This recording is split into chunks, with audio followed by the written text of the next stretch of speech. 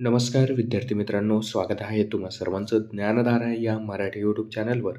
तर विद्यार्थी मित्रांनो, जालना पोलीस पाटील भरतीसाठी येणारी आवश्यक असणारी जी.के. आणि जी.एस. विषयावर आधारित या ठिकाणी महत्त्वाचे प्रश्न उत्तरे आपण कव्हर करणार आहोत आजच्या व्हिडिओच्या माध्यमातून. आपला आजचा चौथा पार्ट असेल. यापूर्वी आपण 3 पार्ट चॅनलवर अपलोड केलेले आहेत. लिंक तुम्हाला डिस्क्रिप्शन बॉक्समध्ये या ठिकाणी दिलेली आहे. तर आजचे जे प्रश्न आहेत विद्यार्थी मित्रांनो, जी.के. आणि जी.एसचे असणारे, जे आपण अगदी विश्लेषणासोबत या ठिकाणी पाहणार आहोत. विद्यार्थी मित्रांनो, तुम्ही जर नवीन आला असाल चॅनलवर तर चॅनलला सबस्क्राईब करून घेऊ शकता, जेणेकरून पुढचे येणारे व्हिडिओ तुम्हाला लगेचच मिळून जातील. चला तर मग सुरुवात करूयात आपण आजच्या व्हिडिओला. या ठिकाणी पहिला प्रश्न बघा आपला असणार आहे, संपत्तीचा अधिकार कोणत्या घटना दुरुस्तीनुसार वगळण्यात आलेला आहे भारतीय संविधानामध्ये? तर बघा, योग्य उत्तर आपलं असणार आहे 44व्या घटना दुरुस्तीनुसार संपत्तीचा अधिकार जो आहे तो मूलभूत अधिकारातून वगळण्यात आला आहे. ठीक आहे, मूलभूत. या ठिकाणी प्रश्न पण त्याच पद्धतीचा होता. संपत्तीचा अधिकार जो आहे, मूलभूत अधिकार जो आहे तो कोणत्या घटना दुरुस्तीनुसार वगळण्यात आला? तर योग्य उत्तर आहे आपलं 44व्या घटना दुरुस्तीनुसार संपत्तीचा अधिकार मूलभूत अधिकारातून वगळण्यात आलेला आहे. मग याच्याबद्दलची काय महत्त्वाची माहिती आहे? तर बघा, भारतीय राज्यघटनेच्या मूळ मसुद्यानुसार कलम 31 मध्ये मालमत्तेचा अधिकार हा मूलभूत अधिकार होता. कोणत्या कलमामध्ये होता? तर कलम 31 मध्ये मालमत्तेचा अधिकार हा मूलभूत अधिकारामध्ये असलेला आपल्याला पाहायला मिळतं. अशा पद्धतीचा एक प्रश्न पण तुम्हाला येऊ शकतो. याच्यामध्ये बघा, प्रश्न तुम्हाला विचारला जाऊ शकतो की भारतीय राज्यघटनेचा मसुद्यानुसार कोणत्या कलमामध्ये मालमत्तेचा अधिकार हा मूलभूत हक्क म्हणून देण्यात आलेला आहे? तर कलम 31 मध्ये. त्यानंतर बघा, पुढचा मुद्दा आहे आपला 44व्या घटना दुरुस्तीने मालमत्तेचा अधिकार हा मूलभूत अधिकाराच्या यादीमधून वगळला गेला, जो की आपला आत्ताचा प्रश्न आहे. मग ही 44वी घटना दुरुस्ती कधी झाली? तर 1978 मध्ये ही 44वी घटना दुरुस्ती झालेली आपल्याला पाहायला मिळते. प्रश्न येऊ शकतो, 44वी घटना दुरुस्ती ही कधी झालेली आहे? तर 1978 मध्ये झालेली आहे. पुढचा मुद्दा आहे, कलम 300A मध्ये मग काय तरतुदी करण्यात आली ही घटना दुरुस्ती झाल्यानंतर? तर या घटना दुरुस्तीनंतर मालमत्तेचा अधिकार कलम 300A मध्ये समाविष्ट करण्यात आला आहे. त्याच्यानंतर पुढचा मुद्दा काय आहे की आता मालमत्तेचा अधिकार हा मूलभूत अधिकार नसून तो कायदेशीर अधिकार या ठिकाणी आहे. कोणत्याही व्यक्तीला कायद्याच्या तरतुदीशिवाय त्याच्या मालमत्तेपासून वंचित ठेवता येऊ शकत नाही किंवा केले जाऊ शकत नाही. तर मग नवीन जी आपली या ठिकाणी 44वी घटना दुरुस्ती झालेली आहे, तर या 44व्या घटना दुरुस्तीनुसार कलम 300A मध्ये, कलम 300A मध्ये जो मालमत्तेचा अधिकार आहे तो या ठिकाणी कायदेशीर अधिकार म्हणून समाविष्ट करण्यात आलेला आपल्याला पाहायला मिळतं. यापूर्वी मालमत्तेचा अधिकार हा मूलभूत अधिकार होता, आता तो कायदेशीर अधिकार करण्यात आलेला आहे. कोणत्या कलमानुसार? तर कलम 300A नुसार. अशाही पद्धतीचा प्रश्न मग येऊ शकतो की मालमत्तेचा अधिकार जो आहे तो मूलभूत अधिकारातून कायदेशीर अधिकारामध्ये कोणत्या कलमाअंतर्गत तरतुदी आहेत त्याच्यामध्ये, ठीक आहे, करण्यात आला आहे. तर कोणत्या कलमाअंतर्गत कायदेशीर अधिकाराच्या तरतुदी करण्यात आल्या? तर कलम 300A मध्ये या कायदेशीर अधिकाराच्या तरतुदी असलेलं आपल्याला पाहायला मिळतं. मग याच्यामध्ये मग तुम्हाला 4 ते 5 प्रकारचे प्रश्न या एकाच प्रश्नामधून क्लिअर झालेले आपल्या पाहायला मिळतात. नवीन या घटना दुरुस्तीनुसार कायदेशीर अधिकारामध्ये जे रूपांतर करण्यात आले त्याच्या तरतुदी कलम 300A मध्ये आहेत. त्यानंतर 44वी घटना दुरुस्तीनुसार मूलभूत अधिकार जो आहे त्यातून मालमत्तेचा अधिकार वगळून या ठिकाणी कायदेशीर अधिकारामध्ये त्याचं रूपांतर करण्यात आलं. त्यानंतर 44वी घटना दुरुस्ती ही 1978 मध्ये झालेली आहे, ठीक आहे. आणि दुसरं म्हणजे महत्त्वाचं, यापूर्वी मूलभूत अधिकार हा कोणत्या कलमाअंतर्गत होता? मालमत्तेचा अधिकार तर कलम 31 अंतर्गत होता, ठीक आहे. त्याच्यामध्ये तरतुदी या ठिकाणी देण्यात आलेल्या होत्या मूलभूत अधिकाराबद्दल, संपत्तीच्या मूलभूत अधिकाराबद्दल, ठीक आहे. तर ही महत्त्वाचे 4 ते 5 प्रकारचे प्रश्न आपल्याला एकाच प्रश्नामध्ये कव्हर झालेले पाहायला मिळतात. त्यानंतर बघा विद्यार्थी मित्रांनो, प्रश्न दुसरा आहे, प्रार्थना समाजाचे संस्थापक म्हणून कोणाला ओळखलं जातं? तर योग्य उत्तर आहे आत्माराम पांडुरंग तर्खडकर यांनी प्रार्थना समाजाची या ठिकाणी स्थापना केलेली आहे. मग त्यांच्यासोबत इतरही सदस्य होते. त्याच्यामध्ये मग न्यायाधीश महादेव गोविंद रानडे असतील, आगरकर असतील आणि या ठिकाणी आत्माराम पांडुरंग तरखडकर असतील. तर या तिघांनी मिळून प्रार्थना समाजाची स्थापना केलेली आपल्याला पाहायला मिळते. त्याचे अध्यक्ष होते आत्माराम पांडुरंग तरखडकर, तर महादेव गोविंद रानडे आणि आगरकर हे त्यांचे सदस्य असलेलं आपल्याला पाहायला मिळतं.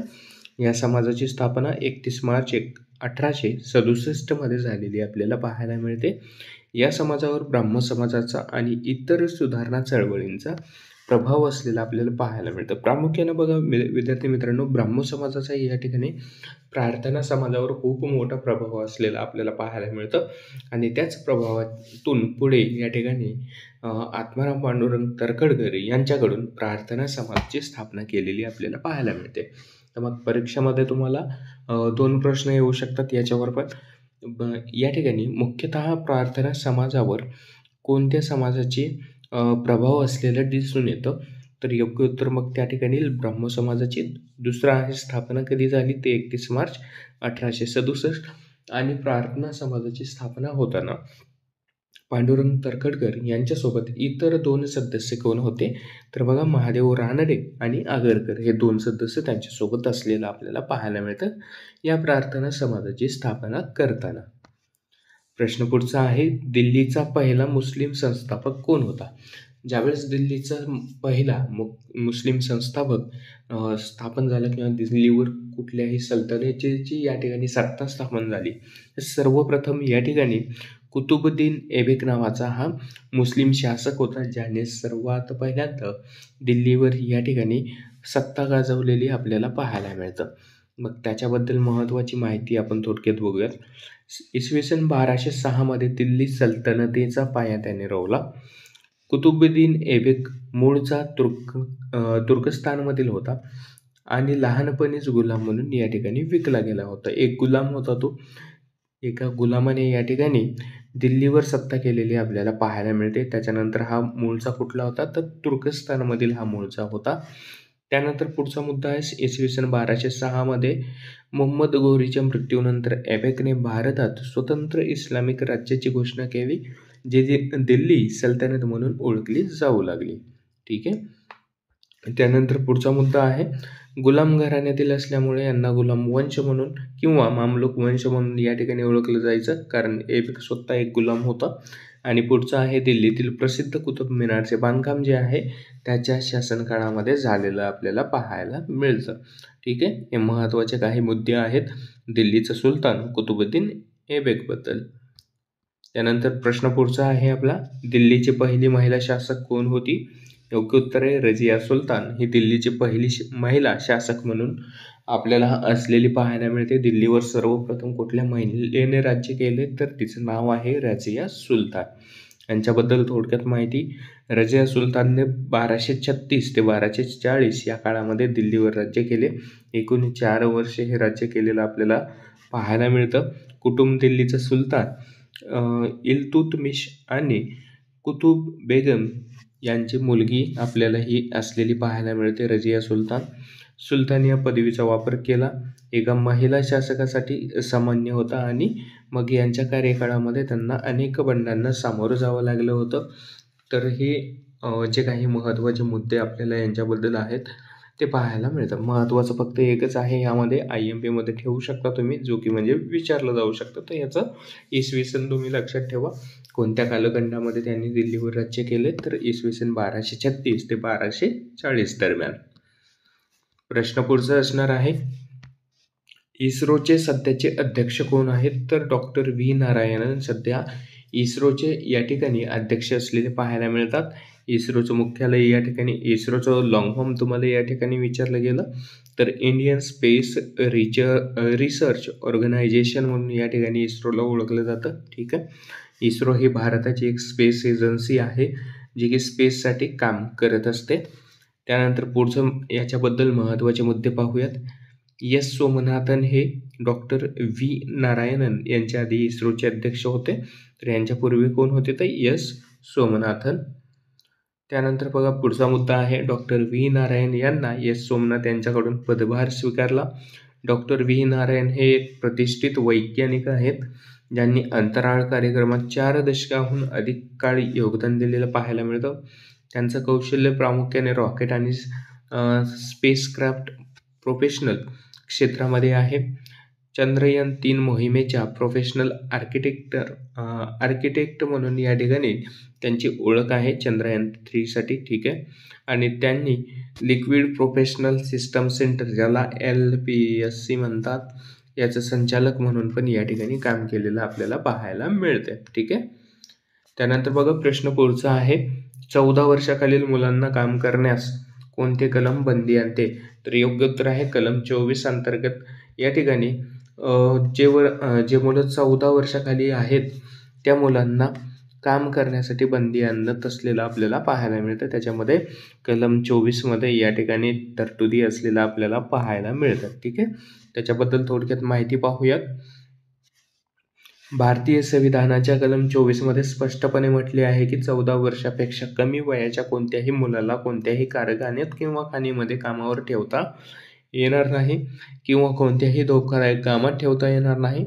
1986च्या बालकामगार प्रतिबंधक कायद्यानुसार ज्यांचे वय या ठिकाणी 14 वर्ष पूर्ण केलेले नाही अशा मुलांना या ठिकाणी कामावर ठेवता येत नाही.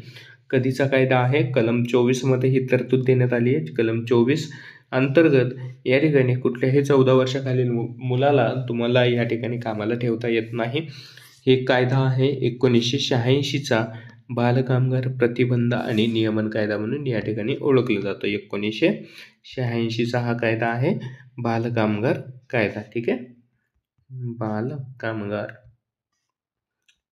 लक्षात ठेवा, बालकामगार कायदा कधीचा आहे? तर 1986चा आहे. आणि तो कोणत्या कलमांतर्गत कार्य करतो? तर कलम 24 अंतर्गत, ठीक आहे. कलम 24 अंतर्गत. काही प्रश्न असतील तर कमेंटमध्ये विचारू शकता. प्रश्न पुढचा आहे, जगातील सर्वात खोल गर्ता कोठे आहे? तर बघा, जगातील सर्वात खोल गर्ता हा प्रशांत महासागरामध्ये आहे, ज्याला मारियाना ट्रेंच म्हणून या ठिकाणी ओळखलं जातं. त्याचं स्थान कुठे आहे? तर प्रशांत महासागराच्या पश्चिम भागामध्ये असलेलं पाहायला मिळतं मारियाना ट्रेंच म्हणून. तर बघा, प्रशांत महासागरालाच पॅसिफिक महासागर म्हणून पण ओळखलं जातं, ठीक आहे. ही गर्ता समुद्र सपाटीपासून अंदाजे या ठिकाणी 10,911 ते 11,034 मीटर एवढी असलेली आपल्याला पाहायला मिळते. त्यानंतर पुढचा मुद्दा आहे, मरियाना ट्रेंचमधील सर्वात खोल बिंदू चॅलेंजर डीप आहे, ठीक आहे. याच्यामध्ये पण अजून खोल जो काही बिंदू आहे त्याला नाव देण्यात आलेलं आहे चॅलेंजर डीप नावाचं, ठीक आहे. त्यानंतर समुद्री गर्ता म्हणजे महासागराच्या किंवा तळावरील खोल आणि मोठ्या लांबीची दरी असते, तिला समुद्री गर्ता म्हणून या ठिकाणी ओळखलं जातं. मारियाना ट्रेंचमध्येही प्लास्टिक प्रदूषणासारख्या समस्या आढळून आलेल्या आहेत. त्यानंतर प्रश्न पुढचा बघणार आहोत, कोणता खंड समुद्र सपाटीपासून सरासरी उंचीच्या सर्वात उंचीवर असलेला पाहायला मिळतो? तर योग्य उत्तर आहे अंटार्क्टिका. हा जो या ठिकाणी खंड आहे तो समुद्र सपाटीपासून सरासरी उंची त्याची सर्वाधिक असलेली, इतर खंडाच्या तुलनेत सर्वाधिक असलेली आपल्याला पाहायला मिळते. त्याबद्दल महत्त्वाची माहिती, मग अंटार्क्टिकाचा मोठा भाग हा बर्फाने आच्छादलेला आहे, ज्यामुळे समुद्र सपाटीपासून अधिक उंचीवर असलेला आपल्याला पाहायला मिळतं. संपूर्ण बर्फ ही अंटार्क्टिकामध्ये असलेला आपल्याला पाहायला मिळतो. या बर्फाच्या थरांमुळे जमीन काही ठिकाणाहून समुद्र सपाटीपासून खाली ढकलली गेली आहे, पण एकूणच अंटार्क्टिकाची सरासरी उंची ही सर्वाधिक असलेला आपल्याला पाहायला मिळतं, ठीक आहे. प्रश्न पुढचा आहे, पुणे करार गांधी व कोणामध्ये झाला आहे? तर बघा, योग्य उत्तर आहे गांधी आणि डॉक्टर बाबासाहेब आंबेडकर यांच्यामध्ये पुणे करार आपल्याला झालेलं पाहायला मिळतं. तर बघा विद्यार्थी मित्रांनो, पुणे करार हा दलितांसाठी अत्यंत महत्त्वाचा करार असलेला आपल्याला पाहायला मिळतं. दलितांसाठी महत्त्वाच्या तरतुदी या ठिकाणी पुणे करारामध्ये असलेल्या आपल्याला पाहायला मिळतात.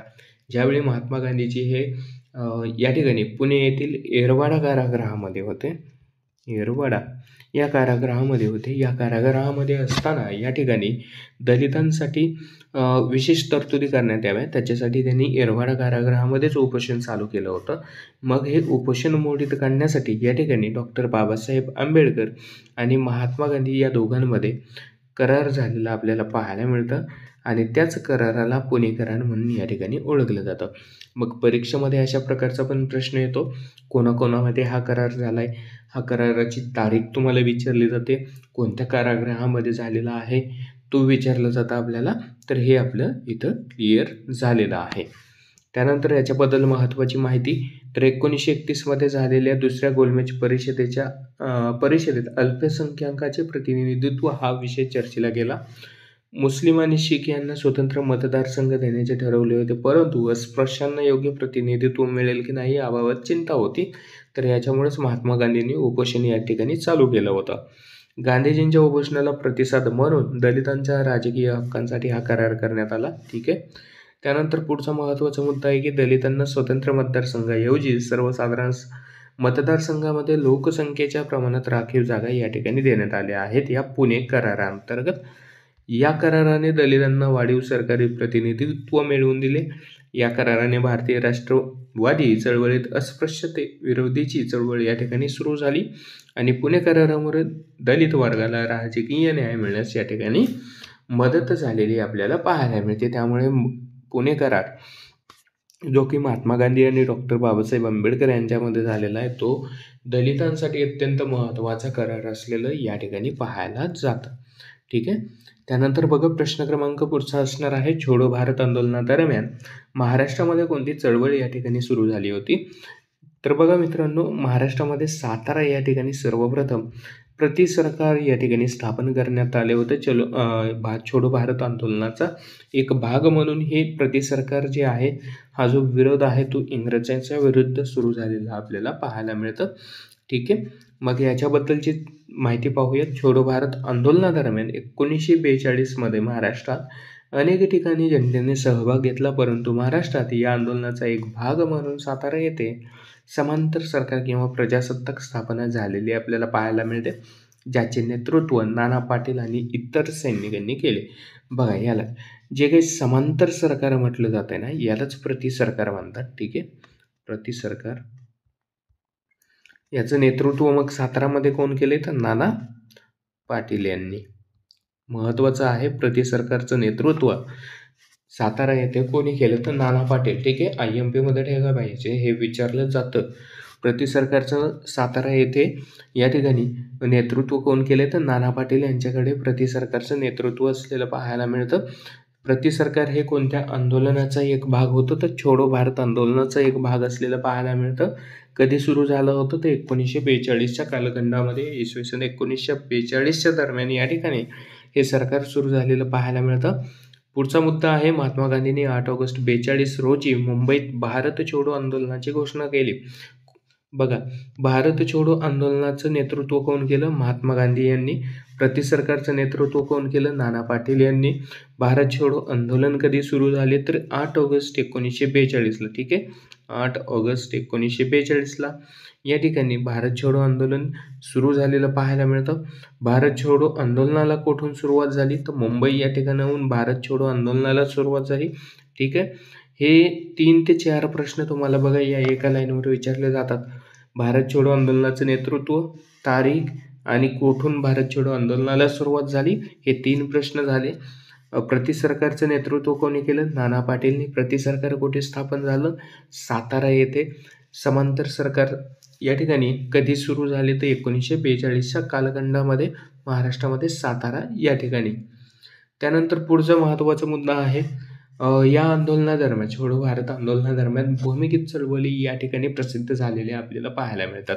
मग त्या भूमिगत चळवळीबद्दल पाहायचं झालं, तर या आंदोलनाला पाठिंबा देण्यासाठी अनेक कार्यकर्त्यांनी भूमिगत होऊन या ठिकाणी काम केले. यामध्ये अरुणा असफाली आणि जयप्रकाश नारायण यांच्यासारख्या नेत्यांचा सहभाग होता.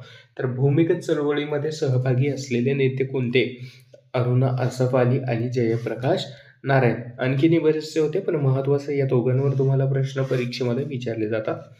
पुढचा मुद्दा आहे, सातारा येथे समांतर सरकार. तर आंदोलनादरम्यान सातारा जिल्ह्यामध्ये नाना पाटील यांच्या नेतृत्वाखाली प्रति सरकार किंवा समांतर सरकारची स्थापना करण्यात आली. या समांतर सरकारने ब्रिटिश राजवटीला आव्हान दिले आणि स्थानिक पातळीवर प्रशासकीय कार्य सुरू केलेलं आपल्याला पाहायला मिळतं. आणि दुसरं इतर चळवळीमध्ये पाहायचं झालं, तर छोडो भारत आंदोलनादरम्यान बाकीही इतर अजून या आंदोलनाला पाठिंबा म्हणून इतरही चळवळी या ठिकाणी सुरू झालेल्या आपल्याला भारतामध्ये पाहायला मिळतात. एक महत्त्वपूर्ण आंदोलन म्हणून छोडो भारत आंदोलनाला ओळखलं जातं. त्यानंतर बघा पुढचा महत्त्वाचा मुद्दा आपला असणार आहे, प्रश्न असणार आहे 58वा व्याघ्र प्रकल्प मध्य प्रदेश राज्यामध्ये स्थापन झाला आहे, तो कोणता आहे? तर बघा महत्त्वाचं आहे, एकूणच भारतामध्ये पाहिलं तर या ठिकाणी 58वा व्याघ्र प्रकल्प स्थापित करण्यात आला होता. मग तो कोणत्या राज्यामधला हा प्रकल्प होता, व्याघ्र प्रकल्प होता, ते आपल्याला प्रश्न विचारला गेलाय. हा प्रश्न जो आहे IMP मध्ये ठेवा, कारण मागे झालेल्या या ठिकाणी TCSच्या परीक्षेमध्ये विचारला गेलेला प्रश्न आहे. तर माधव राष्ट्रीय उद्यानाला या ठिकाणी व्याघ्र प्रकल्पाचा दर्जा देण्यात आलेला आहे. हा व्याघ्र प्रकल्प या ठिकाणी आपल्याला मध्य प्रदेश राज्यामध्ये असलेला पाहायला मिळतो. ठीक आहे, 58व्या क्रमांकाचा हा प्रकल्प आहे, ज्याचं नाव होत आहे माधव व्याघ्र प्रकल्प. त्यालाच माधव राष्ट्रीय उद्यान म्हणून ओळखलं जायचं. व्याघ्र प्रकल्पाचा दर्जा मिळण्यापूर्वी हे राष्ट्रीय उद्यान असलेलं या ठिकाणी पाहायला मिळतं. ठिकाण कुठे आहे तर शिवपुरी मध्य प्रदेश राज्यामध्ये. घोषणा कधी झाली आहे तर मार्च 2025 मध्ये केंद्रीय पर्यावरण मंत्री भूपेंद्र यादव यांच्याकडून ही घोषणा करण्यात आली आहे. 58वा व्याघ्र प्रकल्प म्हणून घोषित करण्यात आलेला आहे. मार्च 2025 मध्ये याची घोषणा करण्यात आलेली आपल्याला पाहायला मिळते. मग त्याच्याबद्दल पुढचा महत्त्वाचा मुद्दा आहे की या ठिकाणी माधव व्याघ्र प्रकल्प मध्य प्रदेश राज्यातील 9वा आणि भारतातील 58वा व्याघ्र प्रकल्प असलेलं पाहायला मिळतं. तर मग आता परीक्षेमध्ये दुसऱ्या पद्धतीनं प्रश्न येऊ शकतो की जो काही माधव व्याघ्र प्रकल्प आहे हा मध्य प्रदेश राज्यातील कितव्या क्रमांकाचा व्याघ्र प्रकल्प म्हणून या ठिकाणी ओळखला जातो आहे? तर 9व्या क्रमांकाचा हा प्रकल्प म्हणून ओळखला जातोय. त्यानंतर पुढचा महत्त्वाचा मुद्दा आहे वाघाचे अधिवास संरक्षण करणे, पर्यावरणीय समतोल राखणे हे या प्रकल्पाचे मुख्य उद्दिष्ट असलेलं आपल्याला पाहायला मिळतं. ठीक आहे. त्यानंतर प्रश्न पुढचा आहे, पानिपतची दुसरी लढाई कोणामध्ये झाली होती? ते योग्य उत्तर आहे हेमू आणि अकबर या दोघांमध्ये पानिपतची दुसरी लढाई आपल्याला झालेली पाहायला मिळते. अकबर कोण होता तर मुघल साम्राज्याचा या ठिकाणी असलेला पाहायला मिळतो. अकबर आणि हेमू या दोघांमध्ये या ठिकाणी पानिपतची लढाई झाली होती. त्याच्याबद्दल महत्त्वाची माहिती आहे. पानिपतची दुसरी लढाई ही 5 नोव्हेंबर 1556ला झालेली आहे. अकबरच्या नेतृत्वाखाली मुघल आणि हेमू, ज्याला हेमचंद्र विक्रमादित्य म्हणून या ठिकाणी ओळखलं जायचं, तर या दोघांमध्ये ही पानिपतची दुसरी लढाई झालेली आपल्याला पाहायला मिळते. तारीख आहे 5 नोव्हेंबर 1556. बरेच परीक्षांमध्ये पानिपतच्या लढायांचे या ठिकाणी तारखे विचारल्या गेलेल्या आहेत. एकूण 3 पानिपतमध्ये लढाया झालेल्या आपल्याला पाहायला मिळतं, त्यापैकी एक लढाई ही असलेली पाहायला मिळते. बघा, पानिपतच्या जर तुम्हाला लढाया कधी झाल्यात काय झाल्यात माहिती नसेल तर यापूर्वी आपण बरेच व्हिडिओमध्ये कव्हर केलेलं आहे. पानिपतच्या लढाईबद्दल पण आपण कव्हर केले, ते डिस्क्रिप्शन बॉक्समध्ये मी तुम्हाला ॲड करून देतो लिंक. तुम्ही तोही व्हिडिओ पहा. पानिपतच्या 3 लढाया त्यामध्ये तुम्हाला क्लिअर होऊन जातील. त्याच्यानंतर प्रश्न पुढचा बघणार आहोत आपण, कास पठार कोठे आहे? ते योग्य उत्तर आहे सातारा जिल्ह्यामध्ये कास पठार असलेलं आपल्याला पाहायला मिळतं. कास पठाराबद्दल महत्त्वाची माहिती पाहूयात यामध्ये. या ठिकाणी बघा, येतेश्वर गावामध्ये हे कास पठार स्थित आहे, सातारा या जिल्ह्यामध्ये आहे. ठीक आहे, येतेश्वर या गावामध्ये हे कास पठार आहे. या ठिकाणी जर महत्त्वाचं पाहिलं तर पावसाळा सुरू झाल्यावर विशेषतः ऑगस्ट आणि ऑक्टोबर महिन्यामध्ये या ठिकाणी असंख्य प्रकारच्या फुलांनी हे कास पठार वेढून गेलेलं आपल्याला पाहायला मिळतं. असंख्य फुले या ठिकाणी आढळत असलेली आपल्याला पाहायला मिळतात. जागतिक वारसा स्थळाच्या यादीमध्ये या ठिकाणी कास पठाराला स्थान मिळालेलं आहे. तर ते कधी मिळाले तर 2012 मध्ये जागतिक वारसा स्थळ म्हणून घोषित करण्यात आलं. युनेस्कोच्या जागतिक वारसा स्थळांच्या यादीमध्ये समावेश करण्यात आलेला आहे 2012 मध्ये. आणि याच कास पठारावर तलाव आहे, ज्याला कास तलाव म्हणून या ठिकाणी ओळखलं जातं. सातारा शहराला पाणी पुरवठा करण्याचं काम या तलावाचं आहे. त्यानंतर बघा, प्रश्न पुढचं असणार आहे, 2025 पर्यंत एकूण अनुसूची किती आहेत? तर महत्त्वाचं आहे, एकूण 2025 पर्यंत 12 अनुसूची असलेलं आपल्याला पाहायला मिळतं. ठीक आहे, या अनुसूचीमध्ये राज्य असेल, केंद्र असेल, केंद्रशासित प्रदेश असेल, यांच्यासाठी वेगवेगळ्या तरतुदी असलेलं आपल्याला पाहायला मिळतं. महत्त्वाच्या मुद्द्यामध्ये जर पाहायचं झालं, अधिकची माहिती पाहायची झाली तर भारताने संविधान स्वीकारले गेले तेव्हापासून 8 अनुसूची होत्या आता जर आपण विचार केला तर आता 12 अनुसूची आहेत, एकूणच म्हणजे 4 अनुसूचीची या 8 अनुसूचीमध्ये भर पडलेली आपल्याला पाहायला मिळते. स्वतंत्र मिळालं भारताची स्वातंत्र्य मिळालं त्यावेळेस एकूण 8 अनुसूची अस्तित्वात होत्या. त्यानंतर सध्याच्या अनुसूचीत आतापर्यंत घटना दुरुस्त्यांच्या माध्यमातून आणखीन 4 अनुसूची जोडल्या गेल्या आहेत, ज्यामुळे एकूण 12 अनुसूचींची संख्या झाली आहे.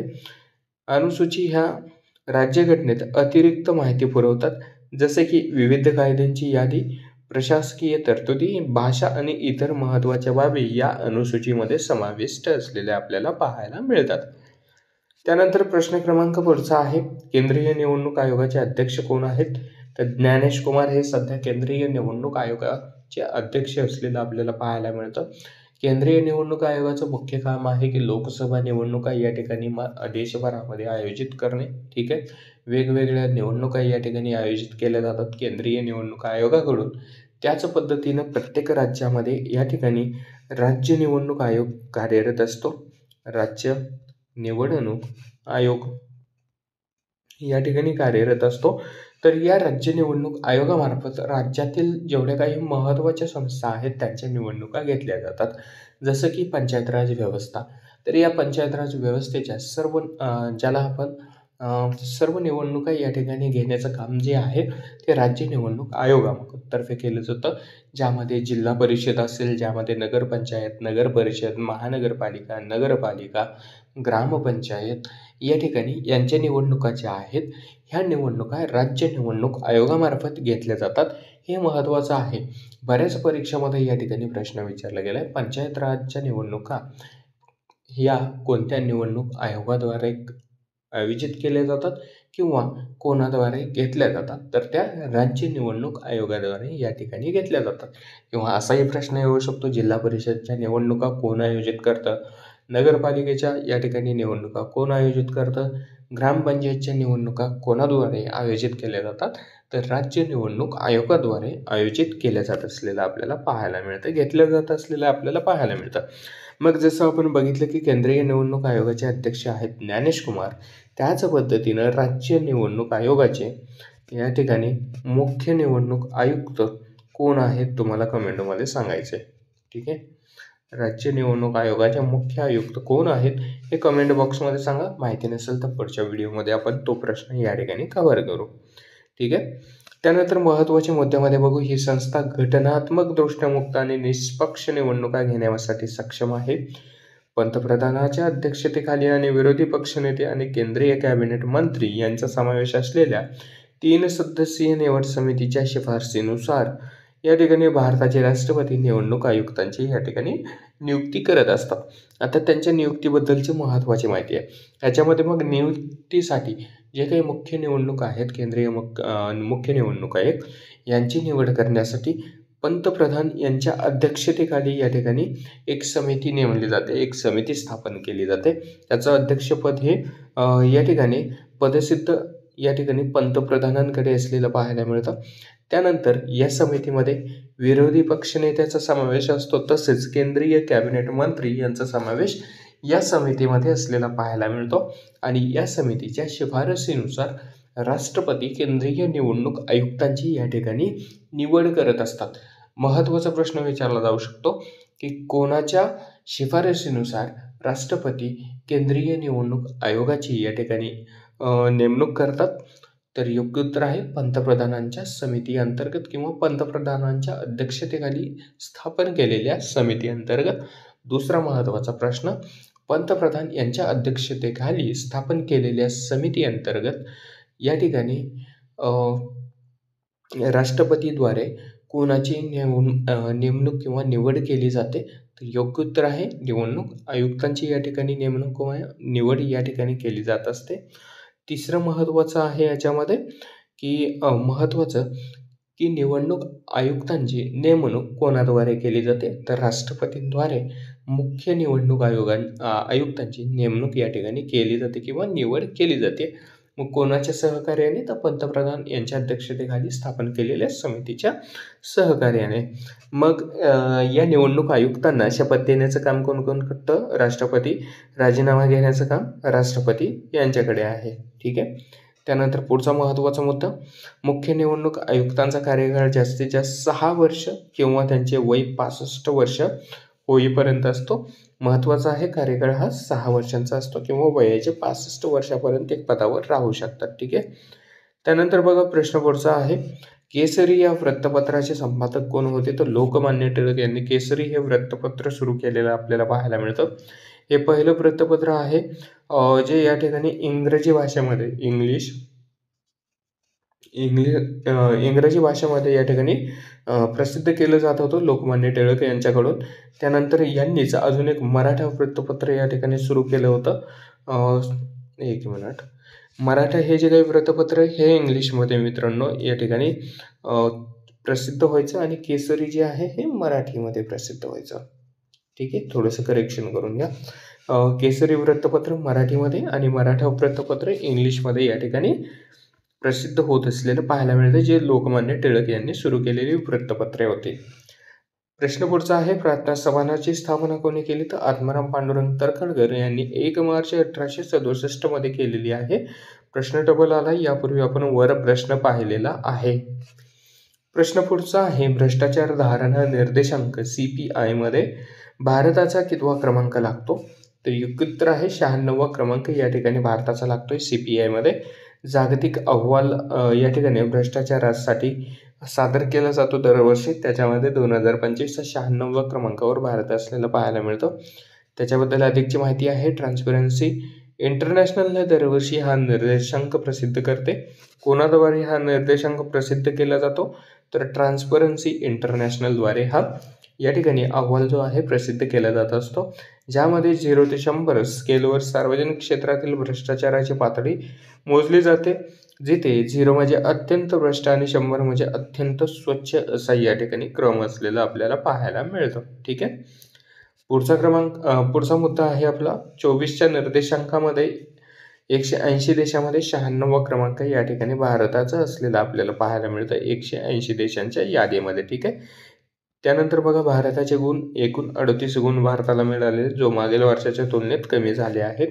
मागील वर्षाचे आकडे पाहायचे झाले तर 23 मध्ये 93व्या क्रमांकावर होतो आपण, तर 22 मध्ये आपण 85व्या क्रमांकावर असलेलं आपल्याला पाहायला मिळतं. ठीक आहे. तर कुठेतरी घसरण झालेली या निर्देशांकामध्ये आपल्याला भारताची पाहायला मिळते.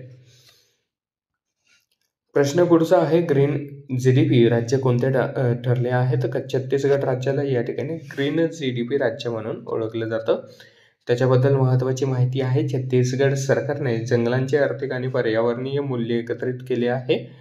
हा उपक्रम आर्थिक वाढीला चालना देण्यासाठी शाश्वत विकास साध्य करण्याचा व्यापक ध्येयाशी जुळलेला असलेला आपल्याला पाहायला मिळतं. GDP पेक्षा वेगळा आहे. ग्रीन GDP पारंपरिक GDP मध्ये केवळ वस्तू आणि सेवांचे वार्षिक मूल्य मोजले जाते, यापेक्षा वेगळा आहे, कारण तो पर्यावरणीय परिमाणांचा विचार करून या ठिकाणी आर्थिक मूल्यांचे मूल्यांकन करतो. त्याच्यामुळे याला ग्रीन GDP म्हणून ओळखलं जातं. तर पहिलं ग्रीन GDP राज्य कोणतं? तर योग्य उत्तर आहे उत्तराखंड.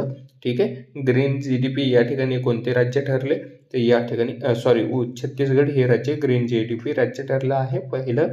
या ठिकाणी ग्रीन GDP राज्य कोणतं आहे असं जरी प्रश्न आला तर छत्तीसगड असं उत्तर त्या ठिकाणी आपल्याला देता येणार आहे. ठीक आहे. प्रश्न पुढचा बघूयात, रक्तात लाल कलर कशामुळे प्राप्त होतो किंवा रक्ताला लाल कलर कशामुळे प्राप्त होतो? तर योग्य उत्तर आपलं असणार आहे हिमोग्लोबिन नावाच्या प्रथिनामुळे या ठिकाणी रक्ताला लाल कलर प्राप्त होत असतो.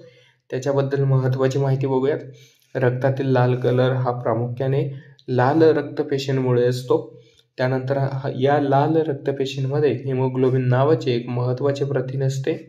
लोह आणि ऑक्सिजनचा संयोग. तर हिमोग्लोबिनमध्ये लोह, ज्याला आपण आयरन म्हणतो, हा धातू असतो. जेव्हा लोह ऑक्सिजनच्या संपर्कात येतं तेव्हा रासायनिक अभिक्रिया होते आणि रक्ताला एक चमकदार लाल रंग या ठिकाणी मिळतो. ऑक्सिजनचे वहन. तर हिमोग्लोबिनचे मुख्य कार्य फुफ्फुसातून ऑक्सिजन घेऊन शरीरातील विविध पेशींपर्यंत पोहोचवणे आहे. या प्रक्रियेदरम्यानच लोहामुळे हिमोग्लोबिनचा रंग लाल होत असतो. ठीक आहे. महत्त्वाचे या ठिकाणी मुद्दे आहेत जे आपण कव्हर केलेले आहेत, जे परीक्षेच्या दृष्टीने महत्त्वाचं आपल्याला ठरणार आहे. त्यानंतर विद्यार्थी मित्रांनो प्रश्न पुढचा आहे, 1938 मध्ये नियोजन समिती स्थापन कोणी केली होती? तर योग्य उत्तर आहे सुभाषचंद्र बोस यांनी 1938 मध्ये या ठिकाणी नियोजन समितीची स्थापना केलेली आपल्याला पाहायला मिळते.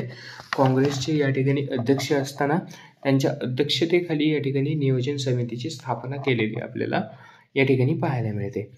पुढचा प्रश्न आहे, भारतीय राष्ट्रीय काँग्रेसचे पहिले अध्यक्ष कोण होते? तर व्योमेशचंद्र बॅनर्जी. व्योमेशचंद्र बॅनर्जी हे भारतीय राष्ट्रीय काँग्रेसचे पहिले अध्यक्ष असलेलं पाहायला मिळतं. भारतीय राष्ट्रीय काँग्रेसची या ठिकाणी स्थापना कोणी केली? ॲलन ह्यूम नावाच्या इंग्रज व्यक्तीने या ठिकाणी या ठिकाणी भारतीय राष्ट्रीय काँग्रेसची स्थापना केली होती. याचे पहिले अध्यक्ष होते व्योमेशचंद्र बॅनर्जी. ठीक आहे. स्थापना कोठे करण्यात आली? तर मुंबई या ठिकाणी. ठीक आहे, मुंबई या ठिकाणी या भारतीय राष्ट्रीय काँग्रेसची स्थापना करण्यात आलेली आपल्याला पाहायला मिळते. ठीक आहे. त्याच्यानंतर प्रश्न पुढचा आहे, मसुदा समितीचे अध्यक्ष कोण होते? तर डॉक्टर बाबासाहेब आंबेडकर हे मसुदा समितीचे अध्यक्ष असलेले आपल्याला पाहायला मिळतात. संविधान समितीच्या अंतर्गत या ठिकाणी ही मसुदा समिती येत होती आणि या मसुदा समितीचे अध्यक्षपद हे बाबासाहेब आंबेडकर यांच्याकडे देण्यात आलं होतं. यांच्यासोबत इतरही सदस्य या ठिकाणी मसुदा समितीमध्ये असलेले आपल्याला पाहायला मिळतात. ते आपण यामागच्या व्हिडिओमध्ये सविस्तरपणे कव्हर केलेले आहेत. कोणते कोणते सदस्य होते ते तुम्हाला पाहून घ्यायचं आहे. त्यानंतर प्रश्न पुढचा आहे, कोणत्या ग्रहाला मॉर्निंग स्टार म्हणून या ठिकाणी ओळखलं जातं? योग्य उत्तर आहे शुक्र ग्रहाला मॉर्निंग स्टार म्हणून या ठिकाणी ओळखलं जातं. प्रश्न पुढचा आहे, कोणत्या ग्रहाचा दिवस हा मोठा असतो? योग्य उत्तर आहे शुक्र ग्रहावर दिवस हा अत्यंत मोठा असलेला आपल्याला पाहायला मिळतं.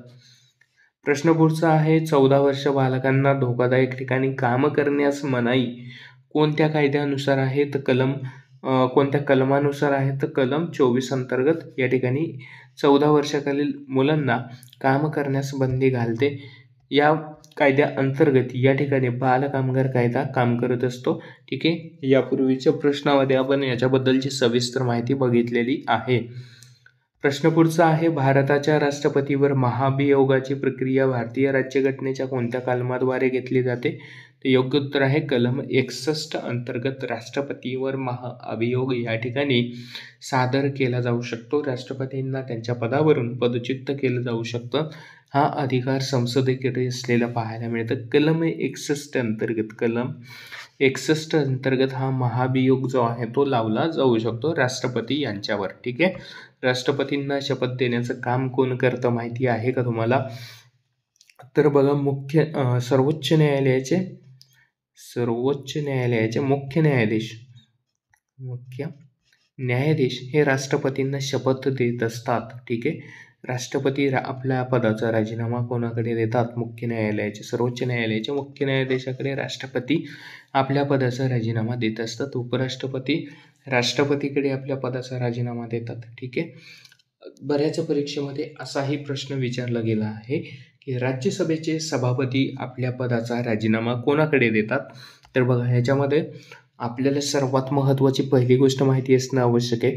राज्यसभेचे पदसिद्ध अध्यक्ष या ठिकाणी उपराष्ट्रपती असतात. मग इथं कन्फ्यूज होता कामा नये. जसं लोकसभेचे सभापती उपसभापतीकडे आपला राजीनामा देतात, त्या पद्धतीनं या ठिकाणी राज्यसभेमध्ये हे काम करत नाही.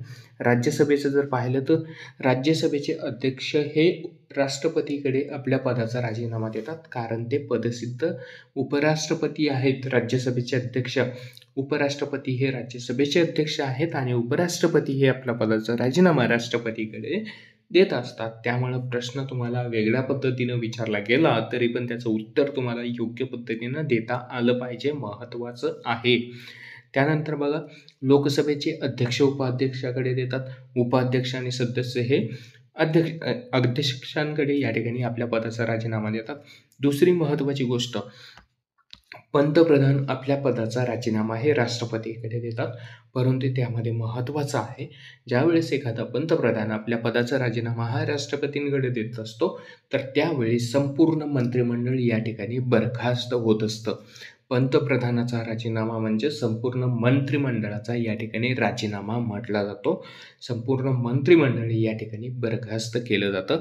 त्याच पद्धतीने राज्यामध्ये ज्यावेळेस मुख्यमंत्री आपल्या पदाचा राजीनामा राज्यपालांकडे देतात, तर सर्व मंत्रिमंडळ या ठिकाणी बरखास्त या ठिकाणी झालं असं मानलं जातं. बरखास्त होतं, डायरेक्टली बरखास्त होतं, त्याच्यासाठी कुठलीही प्रोसेस नाही ज्यावेळेस मुख्यमंत्री राजीनामा देतात त्यावेळेस. ठीक आहे. त्याच्यानंतर बघा प्रश्न क्रमांक या प्रश्नाबद्दल आपण महत्त्वाची माहिती बघूयात. आणखीन याच्यामध्ये बरेचसे मुद्दे आपण कव्हर केले. तर राष्ट्रपतींवर महाभियोग प्रक्रिया कोणत्या कलमाद्वारे या ठिकाणी दाखल केली जाऊ शकते, तर कलम 61 मध्ये त्याच्याबद्दलच्या तरतुदी या ठिकाणी देण्यात आलेल्या आहेत. ती उत्तर आहे कलम 61 आपलं. ठीक आहे. याबद्दल महत्त्वाची माहिती, संसदेच्या कोणत्याही सभागृहात राष्ट्रपतीवर महाअभियोग ठराव या ठिकाणी मांडला जाऊ शकतो. त्यानंतर बहुमताची आवश्यकता, तर हा ठराव सभागृहातील एकूण सदस्यापैकी 2/3 या ठिकाणी सदस्यांनी बहुमताने मंजूर होणे आवश्यक आहे, तेव्हाच या ठिकाणी राष्ट्रपतीवर महाभियोग सादर केला जाऊ शकतो. ठीक आहे.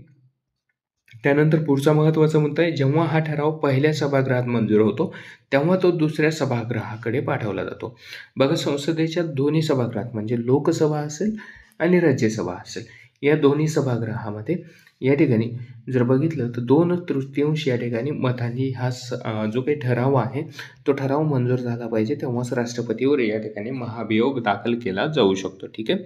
त्यानंतर या ठिकाणी पहिल्या म्हणजे लोकसभेमध्ये मंजूर झाल्याच्या नंतर तो राज्यसभेमध्ये पाठवला जातो मंजूर होण्यासाठी. त्यानंतर बघा आरोपांची चौकशी, दुसरे सभागृह राष्ट्रपतीवर लावलेल्या आरोपाची चौकशी करते. ठीक आहे. त्याच्यानंतर राष्ट्रपतींना बाजू मांडण्याचा अधिकार, या चौकशी दरम्यान राष्ट्रपतींना स्वतःची बाजू मांडण्याचा पूर्ण अधिकार या ठिकाणी दिला जात असलेला आपल्याला पाहायला मिळतं.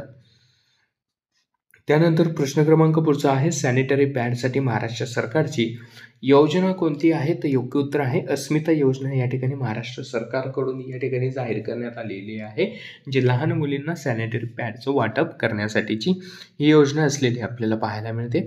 मग या योजनेचे महत्त्वाचे मुद्दे आहेत, ग्रामीण भागातील महिला आणि किशोरी मुलींना परवडणाऱ्या दरामध्ये सॅनिटरी पॅड उपलब्ध करून देण्यासाठी ही योजना राज्य शासनाकडून चालवली जात आहे.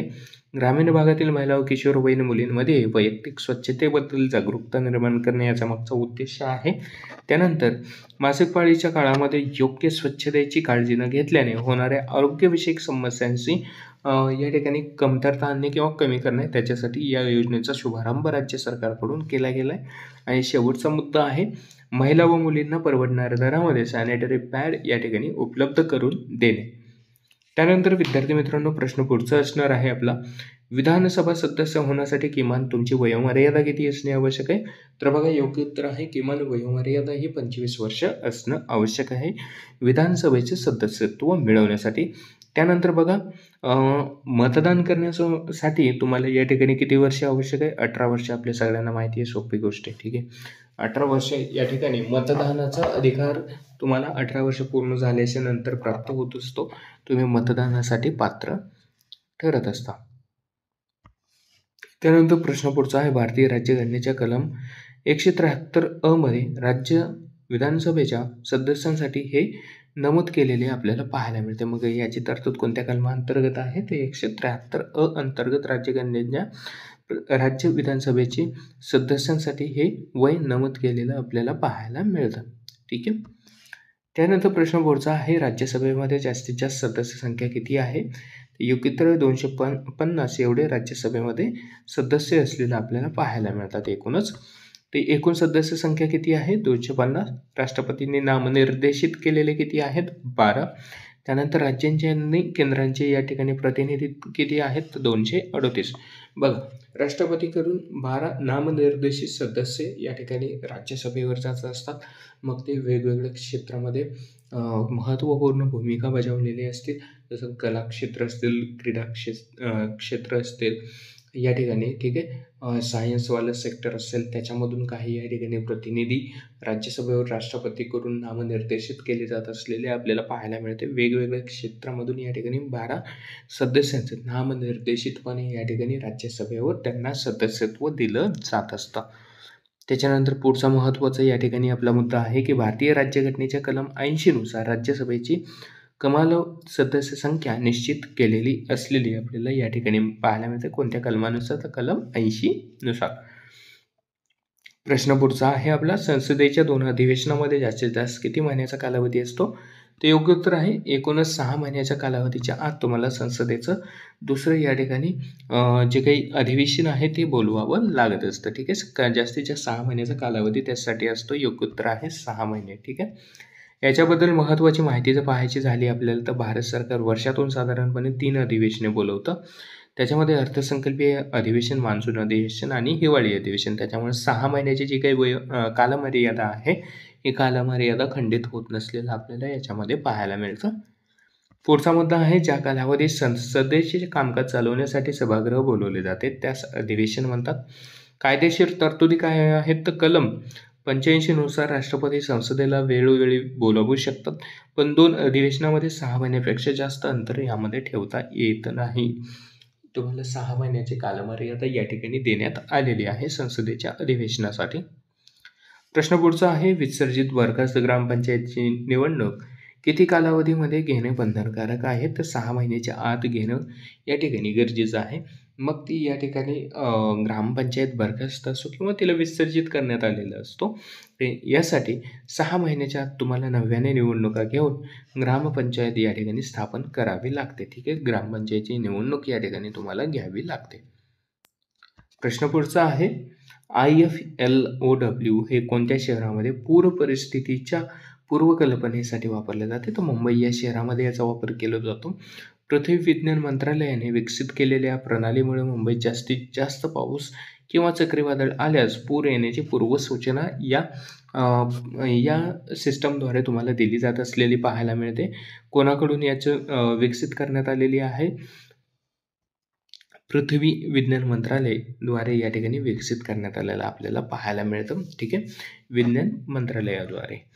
त्याच्यानंतर पुढचा मुद्दा आहे, ही प्रणाली शहर पूर येण्याआधी तयारी म्हणून नागरिकांना सावध करण्यास या ठिकाणी मदत करते, ज्यामुळे वाहतूक आणि इतर सेवावरील परिणाम जो आहे तो कमी होतो. वाहतूक खंडित होणे किंवा सेवा खंडित होणे त्याच्यावर म्हणजे जो काही होणारा परिणाम आहे अचानक समजल्याच्या नंतर, तर त्याला कुठेतरी कमी प्रभाव होऊ शकतो या यंत्रणेच्या वापरामुळे. ज्या प्रणालीमध्ये हायड्रो डायनामिक मॉडेल्स आणि स्टॉर्म सर्ज मॉडेल्सचा या ठिकाणी वापर केला जातो, जे भरती, ओहोटी आणि वादळांचा प्रभावाचा अंदाज या ठिकाणी घेऊ शकतं. मुंबई हे एक बेट शहर असल्याने आणि समुद्राशी जोडले असल्याने या प्रणालीद्वारे शहरातील पाण्याच्या हालचालीचे नियोजन आणि ड्रेनेज व्यवस्थापन अधिकपणे केले जाऊ शकते. ठीक आहे. त्याच्यानंतर बघा पुढचा प्रश्न आहे, IRDAIने विमा कायदा 1938 मधील प्रस्तावित सुधारणांचा आढावा घेण्यासाठी 7 सदस्यीय समितीचे अध्यक्ष म्हणून कोणाची निवड केलेली आहे? तर दिनेश खारा यांची या ठिकाणी नियुक्ती केलेली आपल्याला पाहायला मिळतं IRDने. तर 1938 मध्ये प्रस्तावित सुधारणांचा आढावा घेण्या आणि सदस्य समितीचे अध्यक्ष म्हणून या ठिकाणी त्यांची नियुक्ती करण्यात आलेली आहे. तर याच्याबद्दल महत्त्वाची माहिती पाहूयात. तर बघा, या 7 सदस्यीय समितीमध्ये दिनेश खारा यांच्या व्यतिरिक्त खालील सदस्य समाविष्ट आहेत. NS कन्नन, ICICI प्रेडेन्शियल लाईफ इन्शुरन्सचे माजी MD आणि CEO आहेत. गिरीश रामकृष्णन, युनायटेड इंडिया इन्शुरन्सचे माजी CMD आहेत. राकेश जोशी समाविष्ट आहेत याच्यामध्ये. IRDAIचे माजी सदस्य आहेत. ठीक आहे. इतर काही सदस्यांमध्ये सुराबा सिन्हा जे RBIचे माजी AD आहेत. आलोक मिश्रा जे MD आणि CEO आहेत. L विश्वनाथन कायदेशीर तज्ज्ञ आहेत. या सर्वांचा समावेश या ठिकाणी या समितीमध्ये 7 सदस्यीय समितीमध्ये होत असलेलं आपल्याला पाहायला मिळतं. ठीक आहे. प्रश्न पुढचा आहे, मकर वृत्त कोणत्या देशामधून जाते?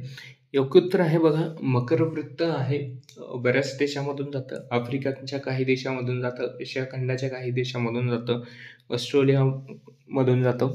मग जे तुम्हाला या ठिकाणी मी दिलेले आहेत, Brazil, Chile, Argentina, Paraguay, Bolivia, Peru, दक्षिण Africa, Namibia, Botswana, Zimbabwe, Mozambique, Madagascar, Angola. ऑस्ट्रेलियातील देशांची यादी जर पाहायची झाली तर Australia, Papua New Guinea, Thailand, Philippines, Indonesia आणि ऑस्ट्रेलिया. तर या देशांमधून या ठिकाणी मकर वृत्त जे आहे हे मकर वृत्त जात असलेलं आपल्याला पाहायला मिळतं. मग याच्यापैकी कुठलाही देश तुम्हाला पर्यायामध्ये दिसला तर उत्तरामध्ये तुम्हाला तोच देश द्यायचा आहे. बऱ्याचशा देशामधून या ठिकाणी मकर वृत्त जात असतं. प्रश्न पुढचा आहे, धुवाधार धबधबा कोणत्या नदीवर आहे? तर योग्य उत्तर आहे नर्मदा नदीवर धुवाधार धबधबा असलेला आपल्याला पाहायला मिळतं. योग्य उत्तर आहे नर्मदा नदी. याच्याबद्दल महत्त्वाची माहिती, तर धबधबा मध्य प्रदेशातील जबलपूर जिल्ह्यातील भेड़ाघाट येथे असलेला पाहायला मिळतो, जेथे पांढऱ्या रंगाचे पाणी उंच संगमरवरी खडकावरून कोसळते आणि दुर्घट स्वरूप धारण करते, म्हणून याला धुवाधार असे नाव या ठिकाणी पडलेले आहे. याचं महत्त्वाचं कोणत्या ठिकाणी आहे? तर जबलपूर जिल्ह्यातील भेड़ाघाट या ठिकाणी ह्याचा काही धबधबा आहे तो असलेला आपल्याला पाहायला मिळतो. ठीक आहे. प्रश्न पुढचा आहे, वैनगंगा व वर्धा कोणत्या नदीच्या उपनद्या आहेत? तर गोदावरी नदीच्या या ठिकाणी वर्धा आणि वैनगंगा ह्या उपनद्या असलेलं आपल्याला पाहायला मिळतं. त्याच्यामध्ये मग महत्त्वाचं आहे, उगमस्थान कुठे आहे? तर महाराष्ट्रातील नाशिक जिल्ह्यातील त्र्यंबक येथे सह्याद्री पर्वतातील ब्रह्मगिरी डोंगरावर या ठिकाणी गोदावरी नदीचं उगमस्थान असलेलं आपल्याला पाहायला मिळतं. त्र्यंबकेश्वर येथे ब्रह्मगिरी पर्वतरांगेमध्ये या ठिकाणी गोदावरी नदीचा उगम होत असलेलं पाहायला मिळतं. जिल्हा आहे नाशिक. एकूण लांबी किती आहे? तर 1465 किलोमीटर एकूण लांबी असलेली पाहायला मिळते. कोणत्या कोणत्या राज्यामधून वाहते? तर महाराष्ट्र, तेलंगणा, आंध्र प्रदेश, छत्तीसगड आणि ओडिशा राज्यामधून ही नदी वाहत जाते. पुढे बंगालच्या उपसागरामध्ये वितरिकांच्या स्वरूपामध्ये विलीन होते. त्यानंतर पुढचा मुद्दा आहे, ही नदी पूर्वेकडे वाहते आणि राजमहेंद्रीजवळ पोहोचल्यावर तिचा गौतमी आणि वसिष्ठा या दोन उपनद्यांमध्ये विभाजन होते. त्यानंतर ती बंगालच्या उपसागरामध्ये मिसळते. तर वितरिकांच्या स्वरूपामध्ये या ठिकाणी बंगालच्या उपसागरामध्ये राजमहेंद्रीजवळ या ठिकाणी पोहोचल्यावर मिसळते. त्यानंतर गोदावरी नदीच्या मुख्य उपनद्या पाहिल्या, पूर्णा, मांजरा, पैनगंगा, वर्धा, वैनगंगा, इंद्रावती, मनेर, साबरी या प्रमुख गोदावरी नदीच्या महाराष्ट्रातील उपनद्या असलेलं या ठिकाणी आपल्याला पाहायला मिळतं. गोदावरी नदीच्या खोऱ्यामध्ये भारतातील इतर नदी खोऱ्यांपेक्षा जास्त धरणे आहेत जी पाणी व्यवस्थापनासाठी उपयोगी पडतात. तर त्यापैकीच एक महाराष्ट्रामध्ये असणारं, ज्याला आपण जायकवाडी धरण म्हणून या ठिकाणी ओळखतो, हे गोदावरी नदीवर असलेलं एक बहुउद्देशीय धरण असलेलं आपल्याला या ठिकाणी पाहायला मिळतं. ठीक आहे. त्यानंतर बघा, प्रश्न क्रमांक या ठिकाणी शेवटचा आपल्याला हा प्रश्न आपला होता या ठिकाणी. ठीक आहे, एक मिनिट. ठीक आहे, आजचा आपला शेवटचा प्रश्न होता 19. आपण जर याच्यामध्ये बघितलं तर या ठिकाणी 25-30 प्रश्न कव्हर केलेले आहेत, जे अगदी विश्लेषणासोबत तुमचे प्रश्न मी यामध्ये सर्व कव्हर केलेले आहेत. तर विद्यार्थी मित्रांनो, जे पण आपण विश्लेषण घेतो, या विश्लेषणाचा फायदा असा आहे की त्या प्रश्नाच्या रिलेटेड तुम्हाला अजून कुठलाही प्रश्न तुम्हाला विचारला गेला तर त्याचं उत्तर तुम्हाला अगदी सोप्या पद्धतीने या ठिकाणी देता येतं. तुम्हाला व्हिडिओ कसा वाटला, आवडला असेल तर नक्की तुमचा जो अभिप्राय आहे, जो तुमचा काही फीडबॅक आहे, नक्की आम्हाला कमेंट बॉक्समध्ये सांगा. तुमचा फीडबॅक आल्याच्यानंतर आणखीन आपल्याला काही इम्प्रूव्हमेंट त्यामध्ये करायचे असतील तर आपण त्या पद्धतीचा पुढील येणारे व्हिडिओज या ठिकाणी बनवू शकतो. तर विद्यार्थी मित्रांनो, या व्हिडिओचं PDF जे आहे आपण टेलिग्राम चॅनलला तुम्हाला उपलब्ध करून देत असतो. प्रत्येक या ठिकाणी व्हिडिओचं तुम्हाला या ठिकाणी PDF जे आहे टेलिग्रामला आपण उपलब्ध करून देतो, ज्याची PDF तुम्ही प्रिंट काढून घेऊ शकता, तुमच्या नोट्समध्ये ॲड करू शकता. अगदी मोफत आपण तुम्हाला देतो. ठीक आहे, कुठलेही चार्जेस या ठिकाणी तुम्हाला पे करायचे नाहीत. त्यानंतर आपण चालू घडामोडीची सिरीज केलेली आहे. रोजच्या रोज आपण चालू घडामोडीची व्हिडिओज चॅनलवर टाकत आहोत. तुमची परीक्षा येणारी आहे, त्यासाठी तुम्ही व्हिडिओज बघा. डेली बेसिसमध्ये येणाऱ्या महत्त्वाच्या चालू घडामोडी आपण घेतोय आणि त्यामध्ये पण आपण विश्लेषणासोबत या ठिकाणी प्रश्न कव्हर करतोय. रोजचे 10 ते 12 प्रश्न आपण या ठिकाणी चालू घडामोडीचे घेत असतो. त्याचे पण PDF तुम्हाला टेलिग्राम चॅनलला मोफतमध्ये आपण उपलब्ध करून देत आहोत. त्याचेही चार्जेस आपण कुठल्याही प्रकारे घेत नाही. त्याच्यानंतर 2 व्हिडिओज मी टाकले होते, जानेवारी ते सप्टेंबरपर्यंतच्या सर्व चालू घडामोडी त्यामध्ये कव्हर केल्या होत्या. ठीक आहे, तर त्याच्यामध्ये जवळपास 14 ते 15 सप्टेंबरपर्यंतच्या चालू घडामोडी आहेत. तर पार्ट 1 आणि पार्ट 2 असे 2 व्हिडिओ मी अपलोड केलेले आहेत जानेवारी ते सप्टेंबरपर्यंतचे. तर त्याच्यामध्ये तुम्हाला महत्त्वाच्या चालू घडामोडी कव्हर केल्या. ते वन लाईनर बेसिसमध्ये आहे. प्रश्न आणि उत्तरे ह्या स्वरूपामध्ये आपण कव्हर केलेलं आहे. त्याचे PDF ऑलरेडी आपण टेलिग्रामला देणार आहोत, पण त्याच्यासाठी काही टार्गेट आहे, लाईक्सचा टार्गेट आहे, तो कंप्लीट करायचा आहे. परंतु त्या व्हिडिओच्या माध्यमातून येणाऱ्या परीक्षेच्या दृष्टीने महत्त्वाची माहिती तुम्हाला मिळू शकते. त्याची लिंक देतोय मी तुम्हाला डिस्क्रिप्शन बॉक्समध्ये. तर ते पण तुम्ही पाहून घ्या, ते पण व्हिडिओज पहा. महत्त्वाचे व्हिडिओज आहेत. चालू घडामोडीचा कुठलाही प्रश्न जर आला तुम्हाला जानेवारी ते सप्टेंबरपर्यंत, 100% गॅरंटी आहे माझी, त्यातून तुमचा कुठलाही प्रश्न सुटणार नाही. प्रत्येक प्रश्न त्यामध्ये मी कव्हर केलेला आहे. ठीक आहे. मग त्याच्यानंतर महत्त्वाचं आहे, लाईक करा. माहिती आवडली असेल तुमचा फीडबॅक कळवा कमेंट बॉक्समध्ये. त्यामध्ये आपल्याला काही चेंजेस करायचे असतील तर नेक्स्ट व्हिडिओपासून आपण ते ॲप्लाय करू शकतो. शेअर करा तुमच्या मित्रापर्यंत जो पोलीस भरतीची तयारी करतोय, पोलीस पाटील भरतीची तयारी करतोय, इतर स्पर्धा परीक्षांची तयारी करतोय, अशा विद्यार्थ्यांपर्यंत नक्की व्हिडिओ शेअर करा. आपले चालू घडामोडीचे असतील, GS-GKचे असतील, महत्त्वाचे कोणत्याही स्पर्धा परीक्षेसाठी उपयुक्त आहेत. आणि सबस्क्राईब करायला विसरू नका जर तुम्ही नवीन आले असाल, कारण सबस्क्राईब करा, बेल आयकनला क्लिक करा, जेणेकरून पुढचे येणारे व्हिडिओज तुमच्यापर्यंत लगेचच पोहोचतील. ठीक आहे. भेटूयात मित्रांनो पुढच्या व्हिडिओमध्ये. तोपर्यंत सर्वांना धन्यवाद. जय हिंद, जय महाराष्ट्र.